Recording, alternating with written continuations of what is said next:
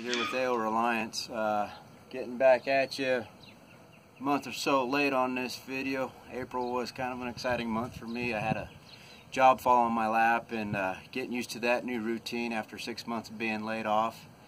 And then I felt ill a couple times, so getting into the routine, staying with the martial arts, trying to produce this Reliance content, getting back into it now. I enjoy doing it. So anyways, this is the next video in the series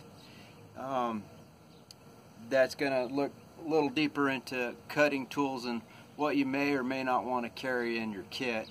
Last video we introduced the concept of the 5 C's as David Canterbury at Wilderness Outfitters has developed over the years, which are cutting tools, combustion, cover, containers, and cordage.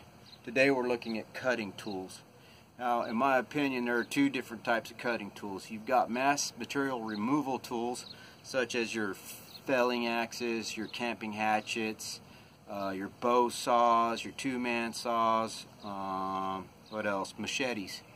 Those would all be considered, in my mind, mass material removal. They're going to remove a lot of material right now with every chop, swipe, or stroke you put on the tool. And then you got your other tools like your fixed blades and your jackknives for your fine carving and your game cleaning, fish cleaning, bird cleaning, and that sort of thing. Now in my kit, what I'm going with, that I'm going to demonstrate in a couple weeks, is I'm going with a kind of a typical bushcraft Boy Scouts of America kind of setup, and I'm not going very expensive. I've got this Pittsburgh £1.25 axe that I got from Harbor Freight. I would have preferred the wood handle. They didn't have any, but it does have the hollow axe head, so if I have to fashion a handle out in the wilderness, I can still use the axe head if this handle fails. And this was $8.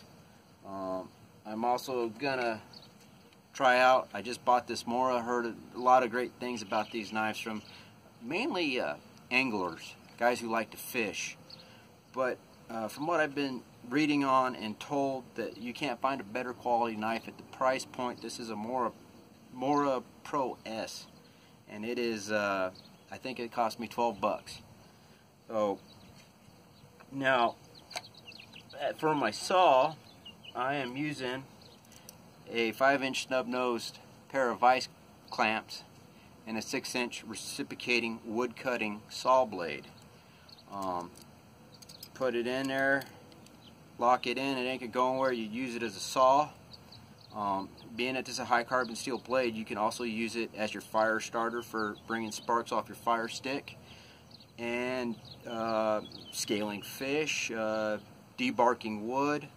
A lot of uses with just a saw blade here. And then if you remove the saw blade and go with just the pliers, now you got a good pair of, decent set of pliers to fashion snares, pull your pottery or whatever you're using to cook with in and out of the fire.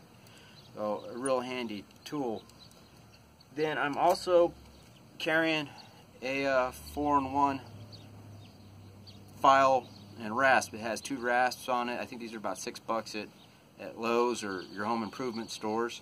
But you've got 2 rasps and 2 fine files. I mainly have it in here for sharpening the axe, but you can also use it if you're going to fashion tools. Like, maybe you're going to build yourself a bow out in the wilderness. These rasps would come in real handy in shaping the limbs and the risers, so I have that in the kit. One additional thing I got in my kit, which makes it expensive, that I don't have here with me today, is a Gerber diesel multi-tool. Those are about $50. If you forgo the tool and just go with what I just showed you here, you're talking under $25 to get started with, and then you can upgrade as you go and get experience. Now, there's some other items that you can use, like the way the frontiersmen did it. They carried a fixed blade knife on their hip that only was used for cleaning game and getting their pelts and their fur and cleaning and preparing food. This was on their hip. They would use it in self-defense if necessary. they did most of their work, carving tasks outside of the game, with a jackknife, a folding knife. You can go that route too. Not a problem. If you are a prepper and you're just wanting to go minimalist, hey, I don't want to carry all these tools with me. I'll have a Leatherman in my pocket, but I just want one cutting tool that I can use for everything. Then go with the military style survival knife. This is a Gerber LMF2. You can do chopping with this. You can do almost everything you need out in the wilderness if you're that guy that just, hey, I don't want to carry a bunch of extra weight. I want one tool to do everything. Then get yourself a military style fixed blade knife. This is a Gerber LMF2 Survival. It is about 50 bucks, $50-$60 online. I got mine set up for the calf carry. I haven't really used it yet. I'm going to use this in a military type kit demonstration sometime this summer. But for now, I'm going to go with the Mora. Anyways, introducing you to tools, it won't be right without giving you some basic safety fundamentals.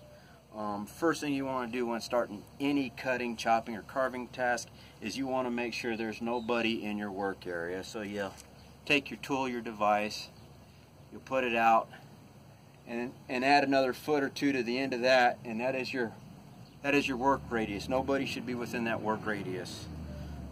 Second rule is whenever you're doing a carving task,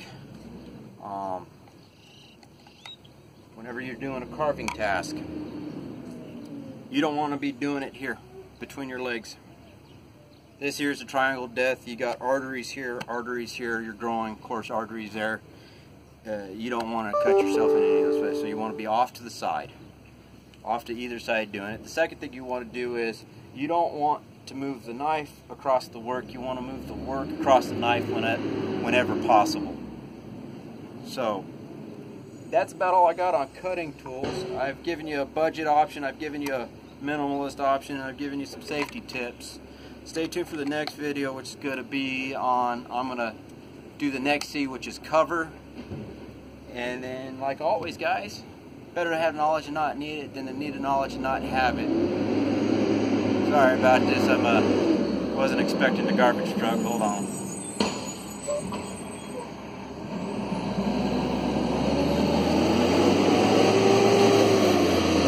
Anyways, guys, take care. Stay tuned for the next video.